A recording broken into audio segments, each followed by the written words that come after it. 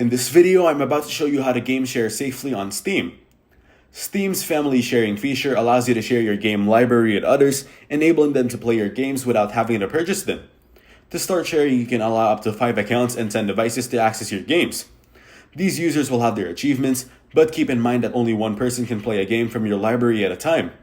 If you try to play a game while someone else is using your library, they'll be given 2 minutes to save and exit before being kicked out.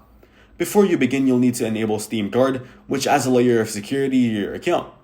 Then open the Steam client, click Steam in the top left corner and select Settings. Now go to Manage Steam Guard Account Security and choose whether you want to receive authentication codes via email or to the Steam app. They recommend using the app for quicker access. After you confirm the Steam Guard code, you're ready to proceed. Next, in the Steam client, go to Settings and Family and check the box to authorize library sharing on this computer.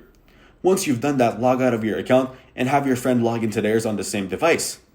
Log out again, log back into your account, and return to the family settings.